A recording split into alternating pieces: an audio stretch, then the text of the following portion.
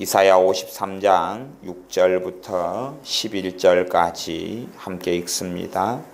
우리는 다 양 같아서 그릇 행하여 각기 제 길로 갔거늘 여호와께서는 우리 무리의 죄악을 그에게 담당시키셨도다.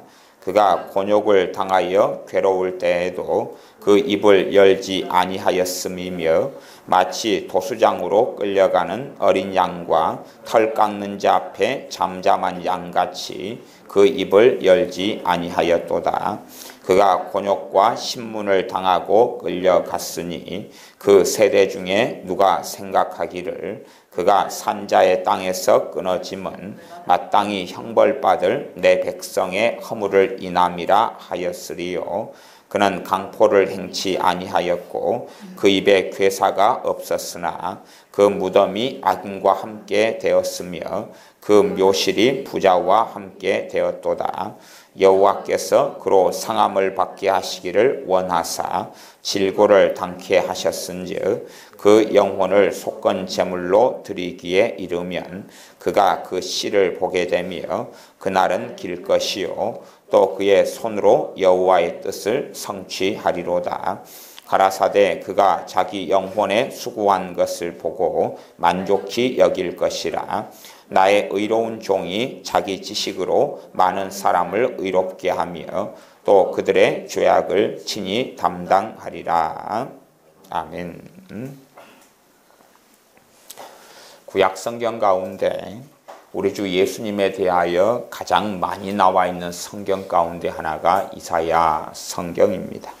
그렇기 때문에 여러분들이 이사야서를 깊이 있게 묵상하시고 상고하신다면 주 예수님에 대한 정말로 많은 무수한 예언의 말씀들을 발견할 수 있을 것이고 그리고 주님에 대한 깊이 있는 것을 볼 수 있을 것입니다. 그러니 이사야 성경이 양이 66장 같이 많다 할지라도 사실은 끊임없이 반복적으로 여러 민족과 나라와 이스라엘과 유다에 대한 하나님의 심판과 하나님께서 돌아오라는 말씀을 증거하지만 무엇보다 핵심은 주 예수님의 나심이며 주님의 재림이며 이 땅에 벌어질 일들, 나아가 가장 근원적으로 주님에 대한 것이 핵심이 되는 것이 이사야 성경입니다. 오늘은 이사야 53장 우리가 익숙하게 알고 있는 본문의 말씀으로 말씀을 증거하려 합니다. 53장 6절입니다. 우리는 다 양 같아서 그릇 행하여 각기 제 길로 갔거늘 여호와께서는 우리 무리의 죄악을 그에게 담당시키셨도다. 우리가 그릇 행하여서 각기 제 길로 갔다. 우리가 선하게 산 것이 아니고 의롭게 산 것이 아니고 깨끗하게 산 것이 아니다 하는 것입니다. 모든 사람이 선하게 살아서 하나님께 돌아오는 것도 아니고 누가 바르고 올바르기 때문에 하나님께서 그들에게 복음을 주시며 우리 주 예수님의 생명을 주시는 것이 아니라 잘못된 길로 사실상 모든 사람들이 가고 있을 때에 그의 복음을 듣게 하시며 또 주님을 알게 하시는 은혜를 부어주셔서 우리를 하나님께서 불러주신다라고 말씀합니다. 어떤 사람들은 어리석게 생각하여 하나님의 사랑과 은혜를 알지 못하고 내가 다른 사람보다 좀 낫지 않은가 혹은 내가 그래도 특별하게 죄짓고 살지 않았으니 평범하지 않은가 라고 생각합니다. 만인이 죄인이기 때문에 나도 그 만인 중에 있어서 그냥 그저 그런 죄인이지 꼭 내가 지옥에 갈 자인가 꼭 내게 하나님의 진노가 내게 있을 필요가 있는가 나는 그런 사람이 아닐 거야 라고 생각합니다. 어떤 면에서 어떤 사람이 주님을 알아가는 믿음이 깊이 있게 들어가려면 필연적으로 거치는 과정이 있습니다. 물론 그것은 과정만이 아니라 결과론도 되기도 합니다. 어떤 사람이 예수님을 믿는다 그럴 때에 그 믿음을 어떻게는 아주 쉽게도 얻을 수 있는 것처럼 보이고 예수님을 믿는 것이 때로는 어렵게도 보이는 경우들도 있습니다. 어떤 분은 예수님을 믿어보려고 3년을 교회를 다니다가 3년 만에 주님을 믿게 되기도 합니다. 어떤 분은 예수님을 믿을 의도도 마음도 없었는데 갑자기 예수님에 대한 복음을 듣고 그냥 5분 만에 주님을 믿게 되기도 합니다.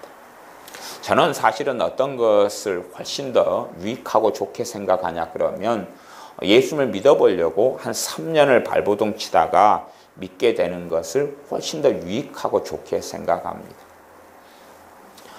제가 1990년도에 나간 민속촌에서 만났던 어떤 젊은 남자가 있습니다. 물론 저는 그때 20대 초반이었기 때문에 그 젊은 남자는 30대 한 중후반이 되었던 것 같습니다.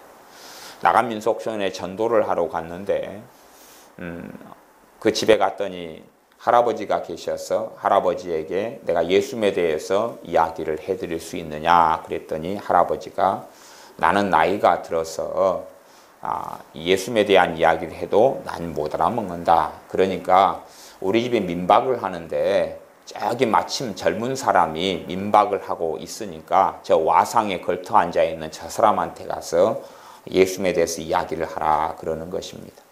그래서 제가 고개를 돌려서 와상에 앉아 있는 사람을 보았더니 굉장히 험상궂고 깡패처럼 생겼더라 그 말입니다. 조폭처럼 생겨서 제 마음속에 야, 이 할아버지는 참 만만하게 보이는데 성질도 안 낼 것 같은데 하필이면 저 조직폭력배 같고 조폭같이 우락부락한 사람한테 이 복음을 전해야 한단 말인가. 그리고 겁을 먹었습니다. 어쩔 수 없이 발걸음을 옮겨서 이 조폭 같은 우락부락한 덩치가 크고 건장한 남자에게 예수님에 대한 이야기를 짧게 했습니다. 한 10여 분 정도 했습니다. 그때에 그 남자가 마음이 감동되어서 예수님을 마음속에 영접하는 겁니다.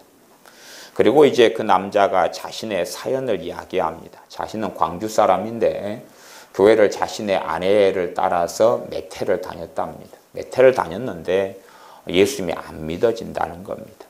자신의 아내가 받는 은혜, 자신이 아내가 받는 감격, 자신의 아내가 가지고 있는 믿음의 확신 그런 것이 생기지 않더라 하는 것입니다. 그것 때문에 이 남자분이 고심하고 고심하였답니다. 그래서 혼자 아내를 놔두고 혼자 이 나간 민속촌으로 여행을 왔더랍니다. 그리고 그 사람 안의 기도가 정말로 하나님이 살아계시면 나도 좀 믿을 수 있게 해달라 그런 기도를 제가 기억이 오래돼서 잘 모르겠지만 아마 여행을 떠나오기 전에 그날 아침에나 했다는 것 같습니다. 그리고 그날인가 얼마나 민속촌에 온 지가 한 하루 이틀 되는지는 제가 잘 기억이 몇십 년이 지나서 잘 기억이 안 납니다. 그런데 복음을 다시금 5분 10분 동안에 듣는 동안에 그렇게 몇 년 동안 믿으려고 했던 예수님이 안 믿어졌었는데 믿어지더라 하는 것입니다. 복음을 5분 10분 듣는데 믿어져서 야, 이게 예수님을 믿는다는 것이 무슨 말인지 알겠다. 내 아내가 예수님을 믿는 것이 뭔지를 알겠다라고 생각하고 깨닫고 주님을 믿는 믿음의 확신 속에 있게 되었습니다. 그리고 이제 제게 주소와 전화번호를 주면서 광주에 놀러 오면 꼭 식사 대접을 할 테니까 꼭 들려달라 그랬는데 제가 주소나 그런 거 무관심하고 밥 한 끼 먹으려고 광주까지 갈 일이 없기 때문에 평생 이제 모로세로 일관을 했습니다. 어떤 사람은 예수님을 믿는 것이 꽤 난해하고 어렵고 많은 시간이 걸리더라는 겁니다. 어떤 사람은 아주 일순간에 짧게 되더라.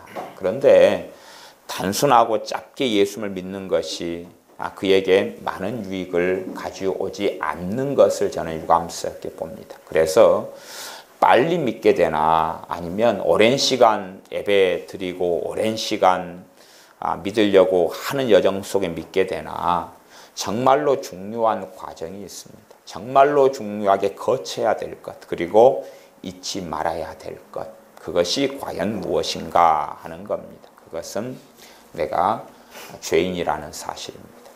우리가 죄인이라는 것을 깨닫게 되는 것, 내가 말로 다 할 수 없는 죄인이라는 것을 깨닫게 되는 것, 그것이 필연적으로 거쳐야 될 과정이자 심지어는 출발점이 되어져야 됩니다. 그것을 가지지 못한 사람, 내가 정말로 말로 다 할 수 없는 구제불능인 사람, 하나님의 진노가 머물러 있는 사람, 지옥의 불이 기다리고 있는 사람이 바로 나이다는 사실, 그것을 깨닫는 사람이 되어야 됩니다. 그것을 깨닫지 못하는 사람의 신앙이나 믿음이라는 것은 사실은 지푸라기 같습니다.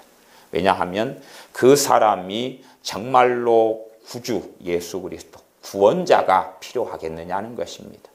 예수님을 첫째는 나의 구주로 믿습니다. 나의 구원자로 믿는다는 것입니다. 구원자는 어디에서 건져내는 것입니까? 사망에서, 멸망에서, 죽음에서, 하나님의 진노에서, 하나님의 심판에서, 지옥에서 건져내시는 것입니다. 그런데 내가 예수님을 구원자로 믿는다 할 때에 정말로 내가 구원받아야 할 자인 것이냐 하는 겁니다. 근데 많은 예수님을 믿는다는 사람들이 내가 정말 구원받아야 될 자라 한다는 사실을 깨닫지 않은 채 믿는 신앙을 시작하는 경우가 많습니다. 그리고 그것이 별로 중요하지 않은 것처럼 흘러가 버리고 맙니다. 하지만 주님께서 이 땅에 오셔서 오병이어의 기적 같은 것은 항상 행하실 수 있으셨습니다. 말하자면 오병이어는 가난하고 먹을 것이 없는 사람에게 작은 떡덩이 5개와 작은 물고기 2마리로 5,000명 이상을 순식간에 먹을 만한 음식을 장만해서 주는 것을 이야기합니다. 그렇게 무수히 많은 사람들에게 떡과 음식을 얼마든지 공급할 능력이 우리 주 예수님께는 있었다는 사실입니다. 그러나 주님께서는 그런 기적을 이 땅에 오셔서 2번만 행하십니다. 2번, 딱 2번 행하십니다. 그리고 그 나머지는 그 기적을 행하시지 않습니다. 왜냐하면 오병이어의 기적을 행하신 다음에 사람들을 보셨는데 사람들이 어떤 생각이냐 하면 떡을 먹고 배가 불러서 예수님을 찾는다는 것을 보게 됩니다. 떡을 먹어서 밥을 먹어서 배가 불러서 찾는다는 것은 이제 정말로 자신의 영혼의 필요가 아니라 육체의 필요 때문에 잘 먹고 잘 사는 것, 복지 같은 것 때문에 예수님을 찾는 것이지 그 영혼의 기갈과 목마름과 사망의 음침한 골짜기에서 벗어나기 위하여 주님을 찾지 않는 것입니다. 무수히 많은 이스라엘 백성들이 주님의 초림을 기다렸습니다. 그러나 그들의 주님의 초림, 주님의 이 땅에 오심을 기다리는 이유는 그들의 육체적인 소욕 때문에 그러하였습니다. 그러하지 정말로 그들이 죄인이기 때문에 정말로 하나님의 진노에서 자신의 허물과 죄를 속하기 위하여 메시아 그리스도를 기다리지 않았습니다. 그렇기 때문에 정말로 자신의 죄를 속하기 위하여 하나님의 진노에서 하나님의 심판에서 건진받기 위하여 그리스도를 우리 주 예수님을 기다린 사람들은 만났고 그러나 육체적 필요 때문에 자신들이 로마의 식민지 통치하에 있기 때문에 또한 천덕꾸러기 백성이기 때문에 정말 유명한 민족과 나라가 되고 싶고 또한 부귀 영화를 누리고 싶은 그러한 욕구와 욕망으로 인하여 하나님이 보내시는 메시아인 그리스도를 기다렸습니다. 그러나 그들은 결코 주님께서 자신의 땅에 오셨어도 주님을 만날 수 없었습니다. 육체적인 예수님은 보고 만나고 환호했고 박수를 쳤고 구경했지만 그 육체를 가지신 예수님께서 진정한 메시아라는 사실은 발견하지 못하였습니다. 예수를 믿는 우리들도 똑같은 오류를 잘못과 어리석음을 범할 수가 있습니다. 말하자면 일반론적으로 내가 죄인이다. 일반론적으로 내가 죄인이다 하는 인정은 하지만 정말로 내 죄의 심각함을 보지는 못한다 하는 사실입니다. 내 죄의 심각성을 보는 사람들만이 주님을 사랑하기 시작합니다. 내가 얼마나 큰 하나님의 진노 속에 있는 죄인인지를 깨닫는 사람만이 내 죄악을 더 많이 보고 더 많이 보는 사람만이 주님을 더 심각하고 깊이 있게 의지할 수 있고 그 주님을 사랑할 수 있습니다. 그러나 내가 정말로 극심한 죄인이라는 깨달음 없이 예수님을 믿게 되는 사람은 그 사람이 필연적으로 거쳐야 될 과정이 얼마나 내가 하나님의 진노 속에 있는 죄인인가 하는 것을 깨닫는 과정을 필연적으로 거치지 않는다면 그의 신앙과 믿음은 지푸라기에 불과할 것이고 그는 예수님 앞에서 붙어 있기는 아주 어렵게 되어집니다. 많은 예수님을 믿는 사람들이 이상한 말들을 듣고 예수님을 믿기 시작합니다. 자식의 문제 때문에 믿게 되는 사람도 있고, 남편의 문제 때문에 믿게 되는 사람도 있고, 병들어서 믿게 되는 사람들도 있습니다. 천인천색 만인만색으로 예수님을 믿게 됩니다. 그러나 그걸로만이 충분한 것은 아닙니다.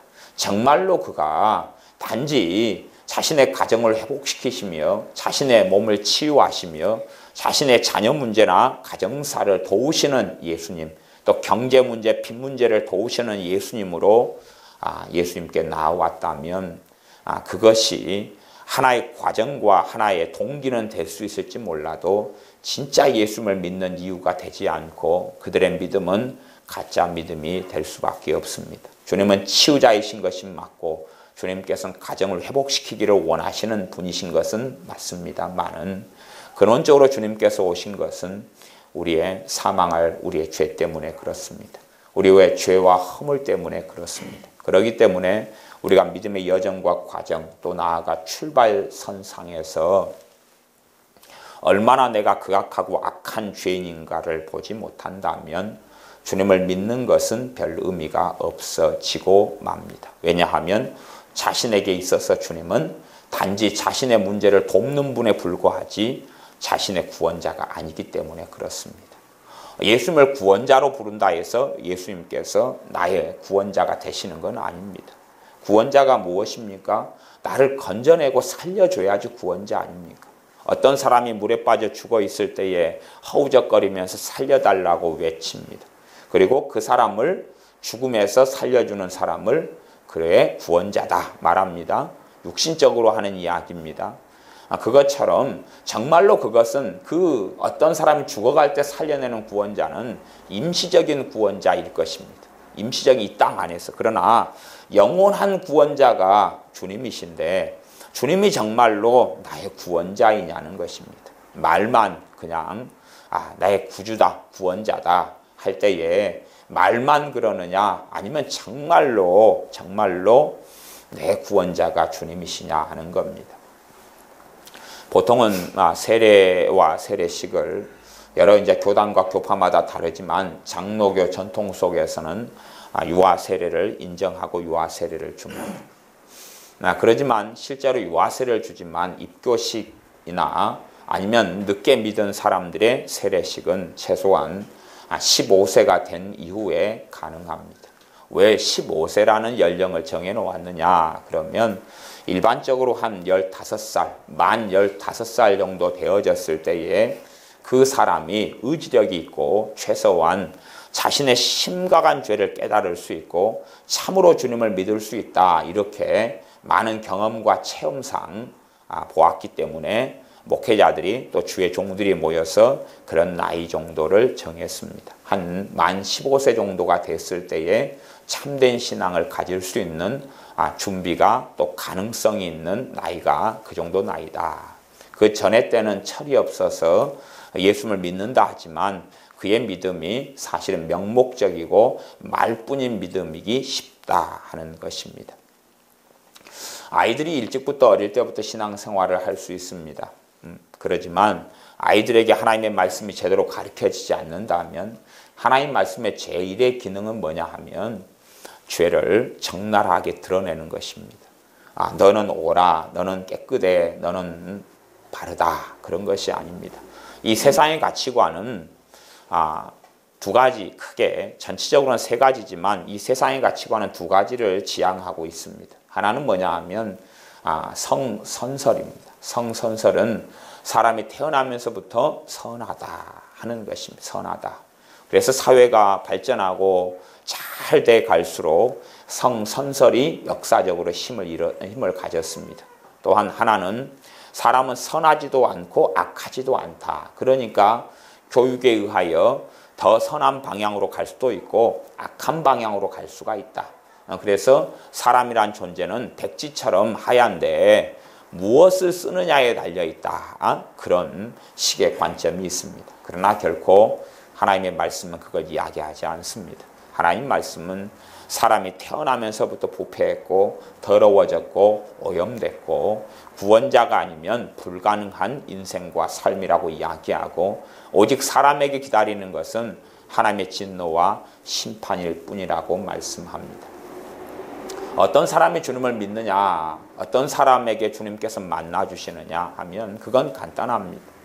정말로 그 사람이 자신이 너무나 부패했다는 것, 부패했고 자신이 죄로 인하여 타락했다는 것, 그리고 구원자가 아니면 살 수 없다는 것, 그것을 느끼는 사람, 그 기갈이 있는 사람은 주님을 깊이 있고 참되게 만나게 되어집니다. 그러나 자신이 정말로 부패했다는 걸 인정하기보다는 부인하고 부인하는 사람, 그런 사람이 아무리 신앙생활을 오래 한다 할지라도 사실은 주님하고는 관련이 없는 사람이 됩니다.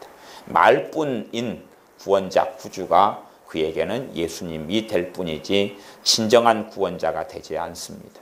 그래서 하나님의 말씀은 첫 번째는 율법을 통하여 죄를 드러내고 심각한 죄상을 보게 하는 것입니다. 그러나 아이들일수록 깨닫는 것이 늦어서 어리석어서 잘못된 교육, 너는 옳아, 너는 괜찮아, 너는 할 수 있어, 이런 교육들로 아이를 시켜간다면 그 아이는 자신의 죄됨을, 자신의 허물됨을 발견하지 못하게 될 것입니다. 그래서 아이 중심적으로 아이를 양육하고 키우고 하나님 말씀 중심으로 자녀를 양육하지 않으면 자녀는 자신의 죄가 얼마나 심각한 것을 보지 못하고 비록 어린 시절을 예배당에서 보내고 지날지 몰라도 나이가 들어서는 세상으로 빠지고 주님을 떠나는 것은 항상 벌어지는 일입니다. 그래서 지금도 무수히 많은 아이들이 예배당에 있고 중고등부 아이들이 예배당에 있지만 그들이 조금만 머리가 크면 예수님을 떠나는 것은 여반장이고 지금 한국교회는 그것을 이미 입증하고 있는 중입니다. 우리가 정말로 예수님의 사람이다, 예수님의 사람의 알파와 오메가는 그 무수한 많은 것들이 알파 오메가 속에 있지만 기본적으로는 내가 예수님이 아니면 살 수 없는 사람인가, 내가 예수님이 아니면 답이 없는 인생인가, 내 허물과 죄를 어떻게 할 것인가, 하나님 말씀에 비추어서 우리의 허물된 것을 샅샅이 볼 수 있어야 됩니다. 우리의 죄된 것을 낱낱이 볼 수 있어야 됩니다. 그렇게 깊이 있게 깨닫고 그것에 가슴을 치는 시간이 많이 있어진다면, 그렇다면 그 사람은 더 깊이 있게 주님을 의지할 수 있게 되어질 것이고 주님을 깊이 있게 사랑하게 되어질 것입니다. 그래서 자신의 죄를 깊이 있게 깨닫고 보는 사람, 그런 사람이 팔복에서는 심령이 가난한 사람이고 애통하는 사람이 되어지고 의에 목마른 사람이 되어집니다. 그러나 그렇지 않은 사람은 심령이 가난하지 않을 것입니다. 심령이 가난하다는 것은 자신의 인생과 삶과 자신의 죄상을 낱낱이 보았을 때에 답이 없는 것을 발견합니다. 이 세상에서는 도무지 답이 없기 때문에 의존하고 의지하고 붙잡을 것도 존재하지 않는 것을 발견하게 되어집니다. 그때야 과연 내가 어찌할꼬 하는 것입니다. 우리가 어떤 종이에다가 메모를 쓰려 그러는데 그 종이가 온갖 걸로 시커멓게 낙서가 되어 있습니다. 그래 뭔가를 메모하고 적으려 그러는데 메모할 틈이 없다, 그런 것을 간혹 경험하게 되어집니다. 그것 이상으로, 그것 천만 배, 억만 배 이상으로 내게서 하얀 부분을 찾으려고, 내게서 괜찮은 부분을 찾으려고 이렇게 저렇게 노력하고 애쓰는데 괜찮은 부분을 하나님의 말씀 앞에서 비추어 볼 때는 찾을 수 없더라 하는 것입니다. 그런 사람이 진정한 예수님의 사람이 되어집니다. 그런 사람을 구원하기 위하여 주님께서 오셨습니다. 그래서 우리가 손쉽게 예수님을 믿기 시작할 수 있다, 그런 말입니다. 손쉽게 그냥 아무 생각 없이 아무 마음 없이 예수님을 믿기 시작할 수 있습니다. 그러나 반드시 필연적으로 거쳐야 될 과정이 내가 얼마나 심각한 죄인인가, 내가 얼마나 심각하게 악한 사람인가, 내가 어떻게 하나님의 진노를 받아야 하는 사람인가, 내가 얼마나 하나님 앞에서 큰 허물진 사람인가. 하나님 말씀을 깨달아가지 아니하면 우리의 죄의 심각성을 발견하지 못합니다. 하나님 말씀을 깨닫지 않으면, 하나님 말씀이 아니면 우리는 세상적인 관점으로만 봅니다. 그래서 우리가 세상에 살아갈 때는 우리보다 더 나쁜 도둑놈을 많이 만나고 우리보다 더 악한 음란에 빠진 사람을 만나고 우리보다 더 악한 탐욕과 이기심과 사기꾼들을 더 많이 만나고 시기와 질투와 우리보다 더 많이 폭행하는 사람들을 만나면서 우리는 생각합니다. 나는 저 사람보다 얼마나 거룩하고 깨끗한가. 나는 저 사람보다 낫지 아니한가 라고 생각하면서 만족을 하게 되어집니다. 그렇게 사회적이고 윤리적인 관점에서 죄를 이해하게 되고 사람과 비교하는 관점 속에서 그래도 나는 평균이 아닌가, 나는 중간은 하지 않은가, 최소한은 저 사람들은 너무나 못돼 먹어서 경찰이 조사하면 잡혀갈 죄들이 많지만 나는 먼지는 좀 털면 나오긴 하겠지만 나는 그래도 별게 없다. 내가 누구 사기를 쳤는가, 내가 누구 도둑질을 했는가, 내가 강도질을 한 적이 있는가, 내가 누구 칼로 찔러 사람을 죽였는가, 그런 적이 없지 않는가. 나는 아주 심각한 정도의 그러한 악인이나 죄인은 아니다. 그런 사회적인 관점을 가집니다. 왜냐하면 그에게 하나님 말씀이 들어가지 않았기 때문에 그렇고 하나님 말씀에 그가 귀를 기울이지 않고 청종하지 않았기 때문에 그렇습니다. 그래서 하나님 말씀이 마음속에 들어오지 않고 하나님 말씀을 청종하지 않은 사람들은 자신이 괜찮다 하는 것에 머물러 있습니다. 나는 괜찮은 사람이야. 나는 괜찮은 사람이야. 나는 특별한 죄인이 아니야. 나는 정말 나쁜 사람이 아니야. 정말 나는 못돼 먹은 사람이 아니야. 나는 지옥 갈 사람이 아니야. 그리고 안심을 하게 됩니다. 그리고 나아가서 이제 평이한 말씀들에 대한 이해들을 가지게 되어집니다. 그러나 하나님의 말씀을 정직하게 직면하면 하나님 말씀은 그렇게 말합니다. 53장 6절이 그 말씀이었습니다. 우리는 다 양 같아서 그릇 행하였다. 우리는 양 같아서 그릇 행하여 잘못된 길로 갔다. 그것이 하나님께서 모든 인생을 보실 때에 말씀하시는 것입니다. 나는 정말로 잘못된 길로 갔다. 우리가 맨 처음에는 그렇게 시작할 수도 있습니다. 정말로 내가 악한 자입니다. 내가 정말로 죄인입니다. 그렇게 시작할 수 있습니다. 그러나 어리석은 사람들은 그렇게 시작하였다가 조금 지나서 아니야. 그렇게 돌아섭니다. 아니야. 왜냐하면 내가 정말로 악한 자였어. 내가 정말로 악인이었어. 내가 정말로 하나님의 심판이 아니면 살 수 없는 자였어. 그렇게 조금 시작하다가 조금 지나서 이제 이웃 사촌들과 가족들과 또한 회사 동료들과의 여러 관계를 가지게 됩니다. 그러면서 못된 사람을 한 명 만납니다. 그리고 그에게 상처를 당하고 그에게 사기를 당하고 그에게 고통을 당하면서 그를 판단하고 정죄하고 미워하고 증오하기 시작합니다. 그러면서 우리가 어떤 생각을 가지게 됩니까? 나는 저 사람보다 나아. 저 사람보다 낫다. 그렇게 생각합니다. 하나님의 말씀 앞에서는 여러분이 보는 사람, 우리가 겪게 되는 우리에게 피해를 주는 가해자인 아주 못된 사람이 한 전과 한 100범이다 그러면 하나님 앞에서는 우리는 99범인 것입니다. 그 사람이 전과 한 10,000범이다 그러면 우리는 전과 9,900번인 사람들입니다. 그런데 우리는 도토리 키재기처럼 내가 더 나아라고 생각하는데 그것은 내가 가진 윤리의 기준, 내가 가진 하나님 말씀 진리의 기준이 아니라 내가 가진 것의 기준 때문에 그렇습니다. 사실은 그런 생각 가운데 머물러 있는 사람은 하나님의 은혜 속에 유감스럽게 더 깊이 있게 들어오지 못합니다. 하나님의 은혜를 받으려고 많은 사람들이 나아가 많은 믿는 사람들이 하나님의 은혜를 구합니다. 하나님의 은혜를 구합니다.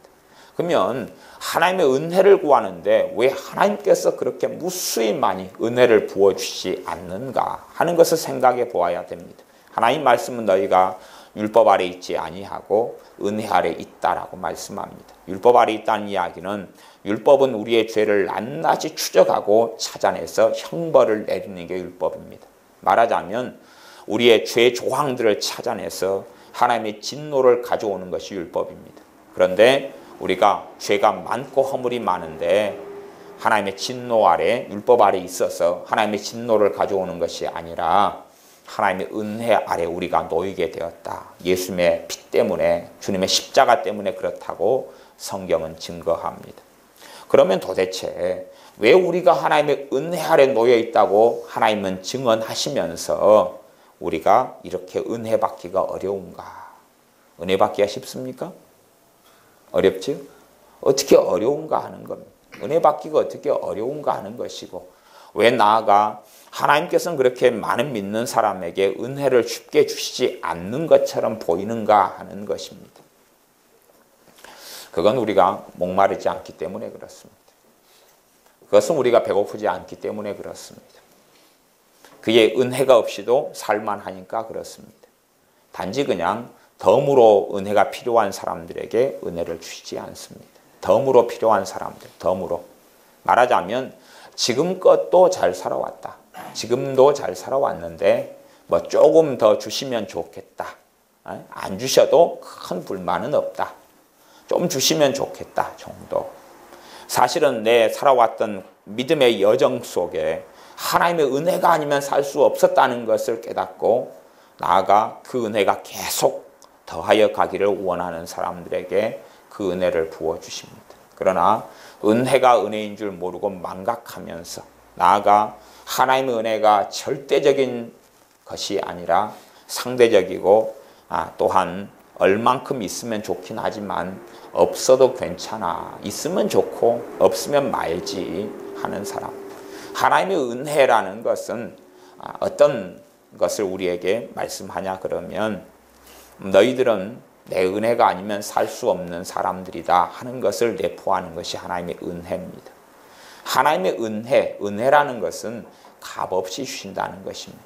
물론 값없다는 것이 무료고 공짜다는 입장, 우리가 거저 얻는다는 입장이지만 실제로 하나님께서는 거저 주시기 위하여 하나님의 공의를 충족시키셨습니다. 하나님의 공의는 죄인들에게는 거저 줄 수 없는 것입니다. 그래서 그 값을 자신의 아들 우리 주 예수님의 피로 목숨으로 치르셨습니다. 그렇기 때문에 우리 입장에서는 거저가 되겠지만 하나님 입장에서는 결코 거저는 아니고 가장 값비싼 대가를 치르신 것입니다. 그 하나님의 은혜가 정말로 모든 사람들에게 필요한데 그 은혜를 과연 우리가 받을 수 있느냐? 당연히 받을 수 있습니다. 당연히 받을 수 있습니다. 그러나 왜 하나님께서는 뭔가를 주시는 것을 보상으로 주는 게 아니라 은혜로 주시느냐는 겁니다. 어떤 것은 보상으로 주시는 게 있지만 정말로 은혜라는 길을 생명과 구원에 있어서 은혜라는 것을 길을 예비하시고 준비하시며 열으신 이유가 있습니다. 그것은 아무도 얻을 수 없기 때문에 그렇습니다. 아무도 자신의 힘으로는, 아무도 자신의 노력으로는, 아무도 자신의 수고로는, 아무도 자신의 헌신으로는 얻을 수 없는 것이기 때문에 그렇습니다. 아무도 얻을 수 없기 때문에 하나님께서는 은혜의 길을 열으셔서 선물로 주시는 길을 열어놓으셨습니다. 선물로 주겠다 하는 것입니다. 구원을 선물로 주겠고 자신의 아들의 생명을 선물로 주겠고 치유를 선물로 주겠고 하나님 관계를 회복시키는 걸 선물로 주겠고 하나님의 평강을 선물로 주겠다는 것입니다. 그래서 그 은혜를 받고 누리는 사람들은 정말로 그 은혜가 필요하다는 것을 절감하는 사람들입니다. 시작은 그럴지 모르겠습니다. 이제 갓 예수님 믿는 사람들이 하나님의 은혜를 받는 것은 나아가 철 모르는 어린아이 신자 같은 사람들이 하나님의 은혜를 얼마간 받을 수 있다. 많은 경험 속에 그렇게 말합니다. 그러나 그 얼마간이 지난 다음에 그 하나님의 은혜가 그런 식으로 자동적인 것처럼 오지는 않습니다. 어떤 사람들이 하나님의 은혜 속에 들어가냐 하면 하나님의 은혜가 아니면 살 수 없는 사람들이 그렇습니다. 자신의 힘으로는 살 수 없다는 것을 아는 사람들이 그렇습니다. 왜 많은 예수님 믿는 사람들이 하나님의 은혜에 대한 필요성을 절실하게 느끼지 못하냐 그러면 자신의 살아가는 삶이 세상의 기준이기 때문에 그렇습니다. 내 살아가는 삶이 하나님 말씀의 기준이라면 그렇게 절박하게 느끼게 되어질 터인데 세상의 기준, 하나님 말씀이 없기 때문에 그렇다 그 말입니다. 하나님 말씀이 없으니까, 마음속에 하나님 말씀이 없으니까 세상의 기준에서 세상 사람들과 똑같이 살아갑니다. 똑같이 살아가니까 내가 윤리적으로 조금만 낫거나 그냥 비슷해도 된다 그런 것입니다. 그러나 하나님 말씀에 비추어 내가 살아가야 되면 그 하나님의 말씀의 엄정함 속에 놓이게 되면, 그리고 그 말씀을 준행해야 되고 그 말씀대로 하나님께 순종해야 되는데, 과연 내 힘과 능력으로 가능하겠느냐 하는 것입니다. 추수감사절이니 그렇게 말씀해 보겠습니다. 범사에 감사해라, 그러는 것입니다. 자, 여러분이 이제 범사에 감사라는 하나님 말씀을 데살로니가전서 5장에서 받았습니다. 이것은 하나님의 뜻이다 그랬습니다. 명백하게 밝혀진. 여러분이 하나님, 내가 직장을 뭘 가지는 게 하나님 뜻입니까? 누구랑 결혼하는 게 하나님 뜻입니까? 어느 학교를 가는 게 하나님 뜻입니까? 어느 대학을 가는 게 뜻입니까? 어느 직장을 가면 하나님의 뜻이어서 형통하고 열립니까? 그것은 찾고 깨닫고 알기가 너무 어렵고, 또한 극단적인 그러한 뜻이 없을 때가 대부분입니다. 그러나 명백한 하나님의 뜻은 드러나 있는데 모든 일에 감사하라는 것입니다. 그럼 여러분이 이제 해보시라 그 말입니다. 해보시라. 하나님 말씀을 순종해 보시라 그 말입니다. 하나님 말씀을 순종하는 길을 걷지 않으면 그 사람은 하나님 말씀의 엄정함과 무게를 못 느끼는 것입니다. 하나님 말씀에 관심이 없기 때문에.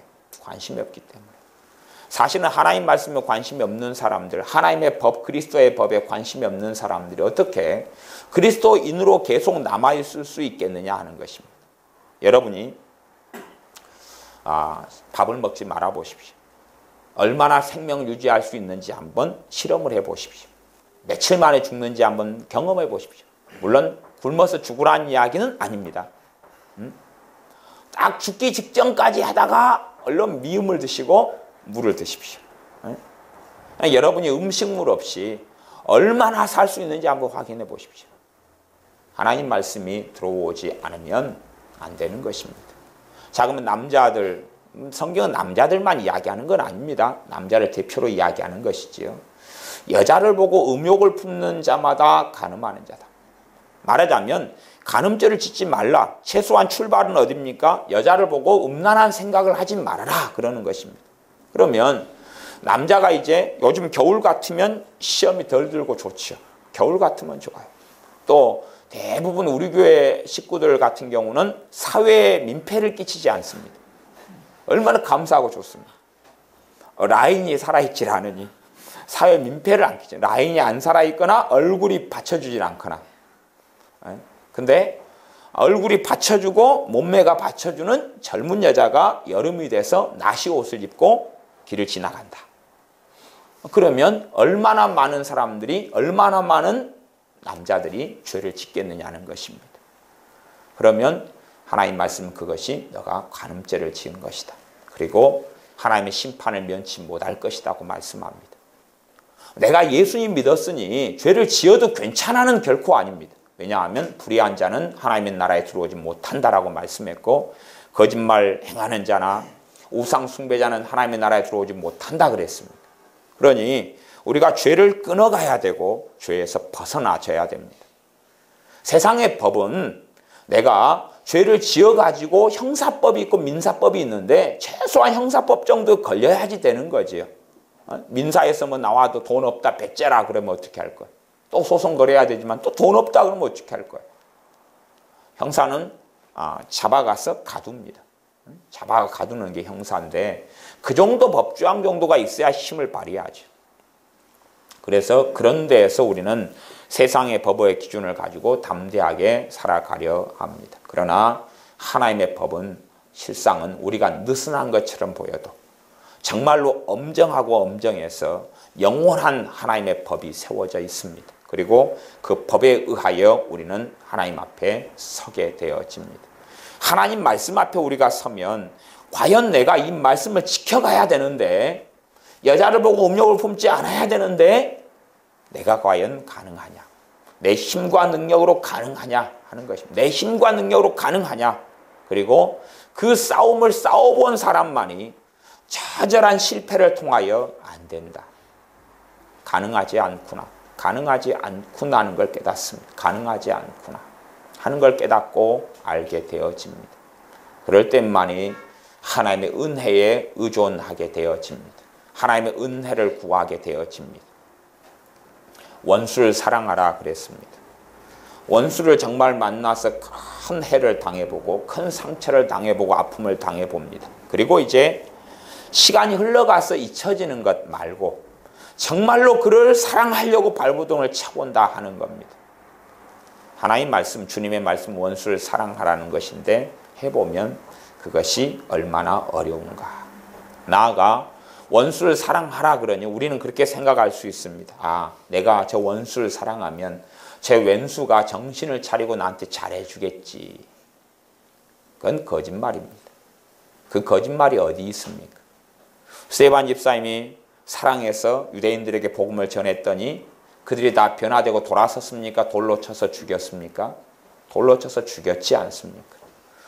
모세란 하나님의 사람이 이스라엘 백성을 끊임없이 돌보고 섬기고 사랑했더니 일마 생기면 원망하고 그를 돌로 쳐서 죽이려고 했던 사람들이 이스라엘 백성들입니다. 그것처럼 원수를 사랑해라. 그러면 원수가 변화되고 달라질 것이다. 그런 건 없습니다.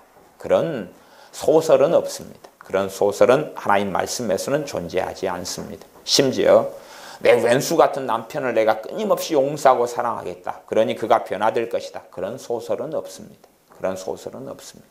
그런 것은 이루어질 가능성이 있으나 유감스럽게 아주 희박하고 하나님 말씀의 성경은 결코 그것이 이루어진다거나 이루어지지 않는다거나 하는 것에 이야기를 하지 않고 결과론적으로 마지막 때 주님 오실 때가 되어지면 가족이 서로를 죽여버릴 것이다.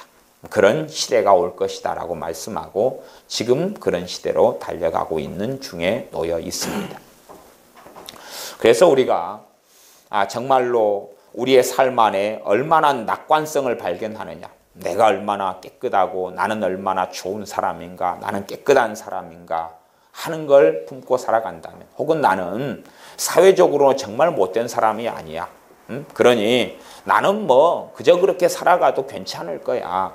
하나님 앞에 어떻게 예수님 믿으니까 설 수 있을 거야 라고 생각한다면 우리는 하나님 말씀을 통하여 우리의 실상과 진실을 보지 못하는 것입니다. 그런 사람이 사실은 하나님의 말씀의 능력을 어떻게 체험하고 누릴 수 있겠습니까? 하나님 말씀이 들어와 가지고 하나님 말씀대로 살아가려고 발버둥을 쳐봐야 되고, 발버둥을 치면 친 사람이 정말로 느끼는 결론은 하나입니다. 안 되는구나. 가능하지 않구나. 그리고 발버둥을 치면서 어떤 사람은 그렇게 느낍니다. 되는구나. 그러면 되는구나에서 두 종류의 사람이 있습니다. 한 사람은 성령 충만한 사람, 또 한 사람은 위선자. 성경을 자기 마음대로 편의적으로 해석해 버려가지고 되는구나 그러는 것입니다. 안 되는 건데 된다고 가식하고 위선을 떨면서 그렇게 생각하는 것입니다. 그러나 진실로 하나님 말씀 앞에 직면하면 하나님 말씀, 하나님의 도우심, 또 성령 하나님의 역사하심, 이끄심, 인도하심, 은혜 주심, 충만케 하심, 하나님의 은혜가 아니면 안 되는구나를 발견할 수밖에 없고 거기 앞에서 하나님 앞에 엎드리게 되어집니다. 하나님 말씀은 결코 우리가 우리의 힘과 능력으로 짊어질 수 없고 도달할 수 없는 겁니다. 그래서 베드로 사도 같은 경우도 너희 조상들도 율법을 짊어질 수 없었다. 그런데 어떻게 이방인들에게 율법을 짊어질 수 있게 하겠느냐 그럽니다. 그리고 나아가 우리 주 예수님의 법은, 그리스도의 법은 율법보다 훨씬 더 엄정하고 깊이가 있으며 나아가 하나님 말씀에 드러나지 않았던, 구약에 드러나지 않았던 가장 깊은 의미들을 파헤쳐서 보여주는 것이 주님의 말씀이 되어집니다. 그러하니 주님의 말씀을 지키는 것은 더 어렵고 더 어려우며 사실상 하나님의 은혜가 아니면 불가능합니다. 하나님 말씀과 정면으로 직면하고 만나는 사람들, 나아가 하나님 말씀 순종하려고 발버둥 치는 사람들은 얼마나 내가 하나님 말씀과 거리가 먼 존재인가, 얼마나 내가 하나님 말씀을 지킨 적이 별로 없었던가 하는 것을 보게 됩니다.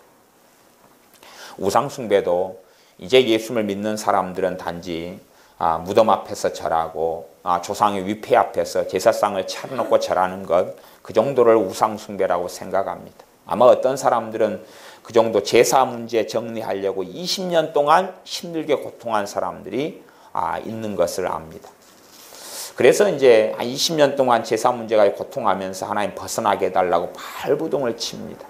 그렇게 왜 우상 숭배니까. 그리고 그로 말미암아 심각한 더러운 귀신들의 역사가 가정과 인생과 삶 속에 들어와 버려서 아주 인생이나 마음이나 모든 것이 난장판이 됐기 때문에 그렇습니다. 그러나 우상 숭배를 그친다 해서 들어와 버린 마귀는 떠나지 않습니다. 이게 떠나버린다면 얼마나 우스운 이야기가 되겠습니까? 말하자면 여러분이 거짓말을 어제까지 해왔어요. 하고 이제 오늘 거짓말을 안 했어요. 그러니 거짓말을 했으면 생겼던 내 거짓이, 이 거짓의 본성이 없어져 버렸다 하는 이야기가 똑같은 것 아닙니까? 이해 안 되십니까? 여러분이 하루 내내 분노와 혈기에 사로잡혀 있다가 오늘 분노를 어쩌다가 안 냈어요. 그러니 나 이제 안 냈다. 그러니 어제까지 가지고 왔던 모든 혈기가 떠나가야 된다는 우스운 논리하고 똑같은 것입니다. 내가 돈을 은행이나 카드나 무수히 많은 돈을 빚내 가지고 살아서 그냥 한 10억 빚쟁이가 됐습니다. 오늘부터 빚을 안 냅니다. 오늘부터 이제 빚을 안 내기 시작했다고요. 그럼 10억 빚이 갚아집니까? 없어집니까? 그러니까 어떤 분이 그렇게 생각해요. 우상 숭배를 많이 했어요. 마귀 역사가 어마어마하게 많이 들어왔어요. 우상 숭배를 이제 제사를 안 지내기 시작했어요. 마귀가 떠날 거예요. 그건 상식이 부족한 사람입니다. 결코 그렇지 않습니다. 그 죄의 문제를 처리해 나가야 되는 필연적인 것이 있고 마귀하고 싸워야 되는 필연적인 것이 있으며 가시원컨기를 드러내야 되는 필연적인 것이 있고 제사를 거기서 안 지내게 된다 그러면 그때부터 귀신들은 날뛰게 되고 발작하게 됩니다. 그러면서 그의 경제는 무너지게 되고 가정도 심지어 무너지게 되고 우울증이 들어오고 비참해지는 길을 걸어갑니다. 그만두는 문제가 아니라 그만두면서 정리하고 싸워야 됩니다. 죄의 문제와 싸워야 되고 회개해야 되며 주님을 힘입고 나아가야 되는 많은 것들이 필요하다는 것입니다. 이제 감 믿은 예수님 믿은 사람은 제사 지내는 정도, 불상 앞에 가서 허리를 숙이는 정도, 그거 우상 숭배로 압니다. 그러나 말씀을 더 깨달아가는 사람들은 결코 그것이 아니라는 것을 압니다. 말하자면 탐심은 우상 숭배니라. 그러면 내가 돈을 탐하든지 옷을 탐하든지 신발을 탐하든지 그릇을 탐하든지 아니면 남자가 돼서 어떤 여자를 탐하든지 여자가 된 남자를 탐하든지 이러한 탐심들이 다 우상 숭배인 것을 발견하게 된다는 사실이죠. 그러면 내게는 얼마나 우상 숭배가 많은가. 저는 살아오면서 정말 많이 탐하고 살았던 것은 책입니다. 책. 저는 탐하고 살았던 게 책입니다. 신앙서적과 신학서적이에요. 저는 책을 탐하고 살았는데 저는 우상숭배인지를 몰랐습니다. 몰랐다가 나중이 되어서 그 문제가 심각해지면서 성령님께서 제 안에서 우상숭배다. 책이 너의 우상이고 너의 하나님이다. 라고 말씀하시는 것을 한 2번 들었습니다. 그러면서 지금은 겨우 책 권수를 세지 않습니다. 예전에는 책 권수를 세고 살았습니다. 내가 몇 권의 책을 가지고 있다. 내가 몇 권의 책을 구입해야 된다. 내가 몇 권의 책을 가져서 자부심을 가져야 된다. 그것이 제게 가지고 있었던 우상숭배였습니다. 물론 그것보다 더 많은 우상숭배들이 있는 것이 또한 사실입니다. 말씀을 깨달아가면 내가 과연 과거에 제사만 드렸던 게 우상숭배가 아니구나. 더 알아가면 무수하게 많은 내 삶 속에 우상이 드러납니다. 내가 집착했던 것, 애착했던 것. 한 걸음 나아가면 주님께서 주님보다 부모나 자식을 또 전토를 사랑하는 자는 형제나 자매를 사랑하는 자는 하나님 나라에 합당하지 않다. 뭐냐 하면 우상 숭배다 하는 이야기죠. 쉽게 이야기해서 누구를 사랑하는 겁니까? 주님보다 남편, 주님보다 아내, 주님보다 자식, 주님보다 부모, 주님보다 돈, 주님보다 집, 주님보다 차. 더 사랑하는 자, 우상 숭배자라는 이야기입니다. 하나님을 섬기는 자가 아니라는 이야기입니다. 그 정도 말씀은 기본적으로 복음서에 몇 번씩 반복되어 있는 말씀입니다. 그러면 그 말씀 앞에 내가 만나면 나는 정말 어느 자리인가 하는 것입니다. 예를 들어 여러분의 기도 생활을 봐보십시오. 여러분의 기도 생활.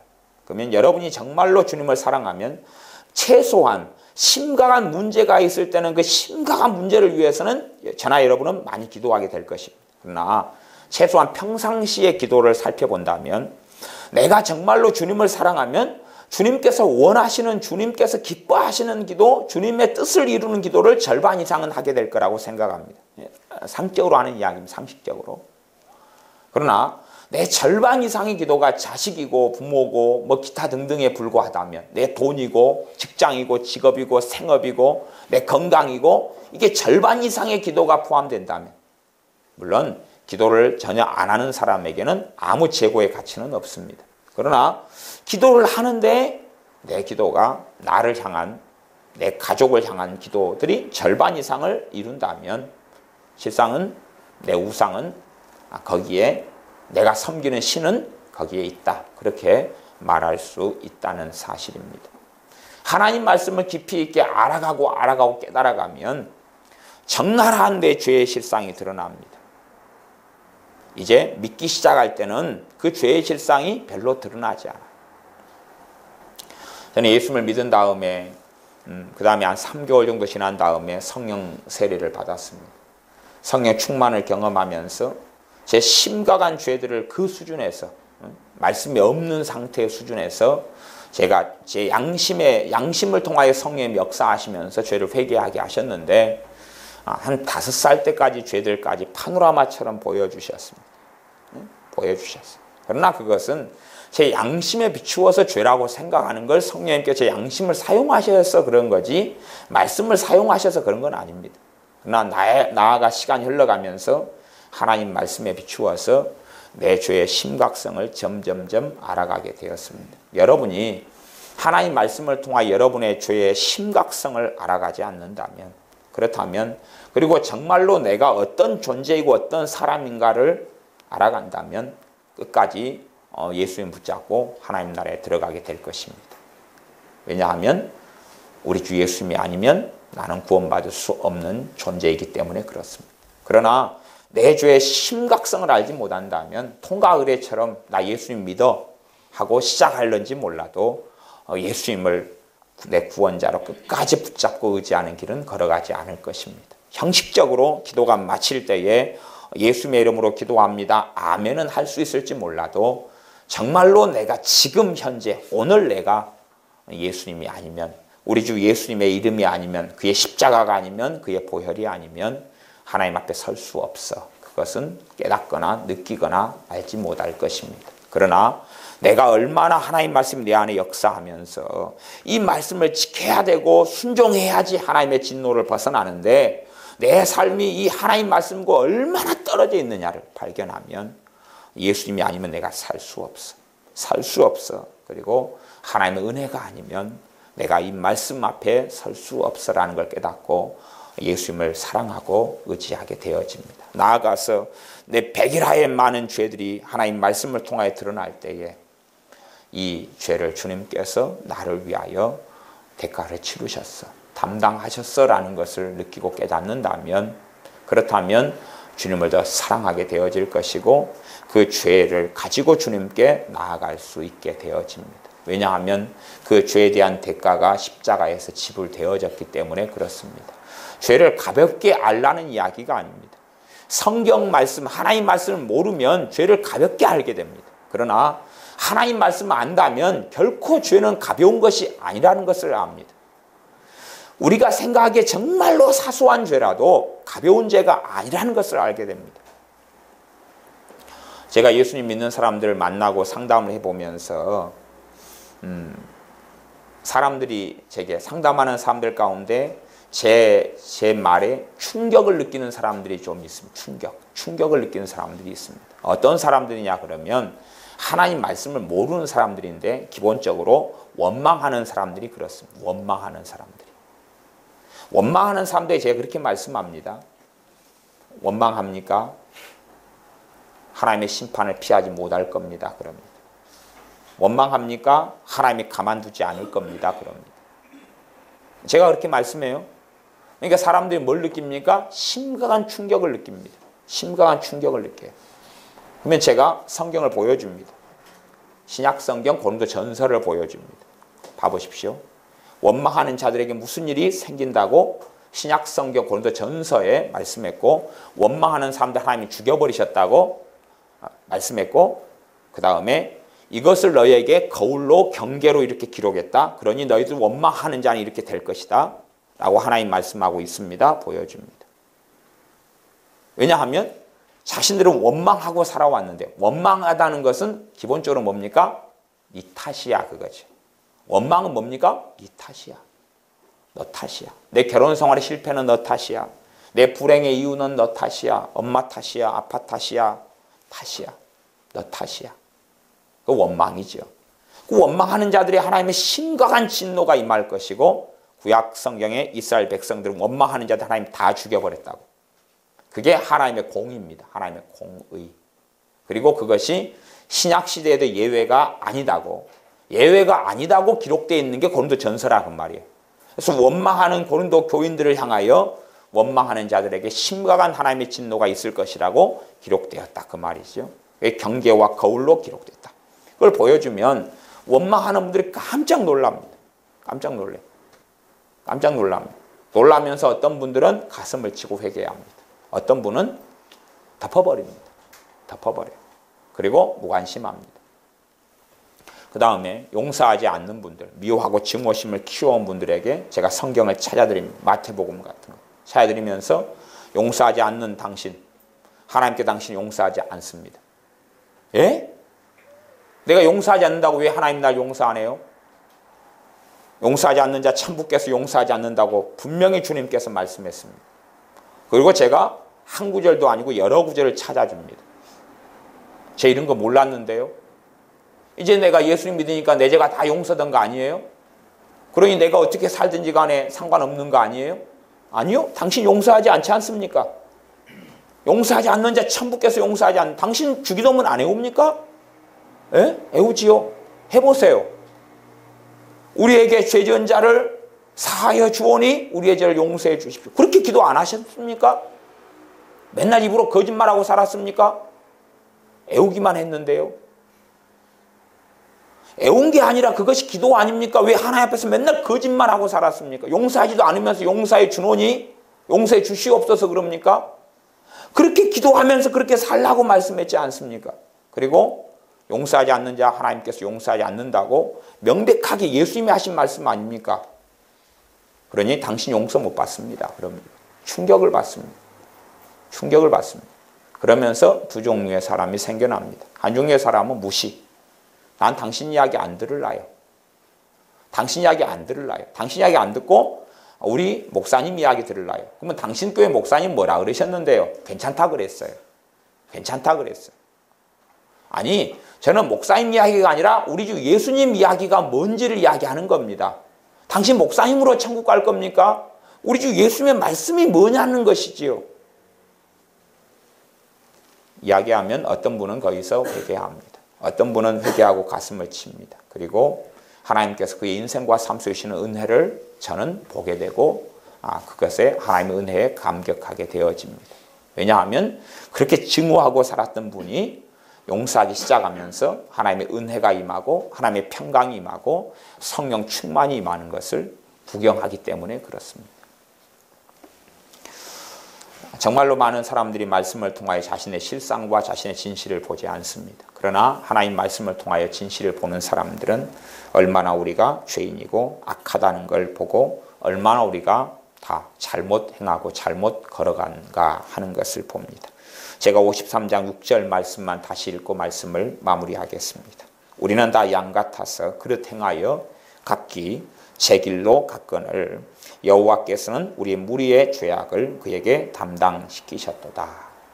우리가 잘못 걸어간 게, 우리가 죄 지은 그것에 대해서 우리 주 예수님께 아버지 하나님, 여호와 하나님, 아버지 하나님께서는 우리 주님께 그 죄를 짊어지게 만드셨다 하는 것입니다. 그 죄를 짊어지게 만드셔서 걸어갔던 길이 십자가의 길이며 골고다의 길이었습니다. 그러므로 우리가 우리의 죄가 드러날 때마다 애통하고 회개하지만 그러나 그 죄를 이미 대가가 지불됐고 값이 지불되었기 때문에 주님께 가지가 나아가서 주님께 넘겨드리는 것을 끊임없이 해야 됩니다. 그럴 때 우리는 하나님과 화평을 누리게 되고 우리 안에 하나님의 은혜의 원천, 우리 주 예수님의 십자가가 역사하고 우리 주님의 사랑이 역사합니다. 하나님의 사랑과 그분의 긍휼과 그분의 자비에 근거하지 않고는 죄인된 우리가 하나님 앞에 설 수 있는 길이나 그러한 여정은 결코 없습니다. 하나님의 사랑과 그분의 십자가에 근거할 때만이 우리가 하나님 앞에 서서 살아갈 수 있습니다. 기도하겠습니다. 아버지 하나님, 우리가 하나님 말씀을 통하여 우리가 얼마나 죄인인지, 얼마나 우리 삶의 죄가 빈틈없이 빼곡히 쓰여지고 쌓여져 있는지를 보게 하여 주셔서 이 죄의 문제로 인하여 이 무수히 많은 죄악들로 인하여 우리가 어찌 알고 하는 심령으로 하나님께 서게 하여 주시고 우리의 구원자 되신 주님을 알게 하시며 만나게 하시며 주님으로 인하여 죄가 깨끗해지는 것, 주님으로 인하여 하나님과 평화를 누리는 것, 우리가 이 무수한 죄악을 가지고 하나님 어떻게 합니까? 라고 엎드릴 때에 주님께서 우리를 깨끗하게 씻어주시는 것들을 날마다 체험하며 누리며 살게 하여 주시옵소서. 나아가 우리의 죄악의 실상이 낱낱이 드러날진데 어떻게 하나님의 은혜가 아니면 이 무능력한 우리가 하나님 말씀대로 따라가며 순종할 수 있겠습니까? 하나님 말씀과 부딪혀서 그 말씀을 따르려고 진정으로 발부동 치는 사람은 내 힘으로 되지 않는다는 것을 깨닫고 느낄 수밖에 없사오매 우리가 하나님 말씀으로 발부동 치면서 주님, 우리 힘으로 가능하지 않습니다. 그러니 은혜를 주시옵소서 라고 엎드려서 주님의 십자가에서 지불되었던 값으로 인하여 오는 은혜를 받아 누리고 살아가도록 도와주시옵소서. 예수님의 이름으로 기도하옵나이다. 아멘.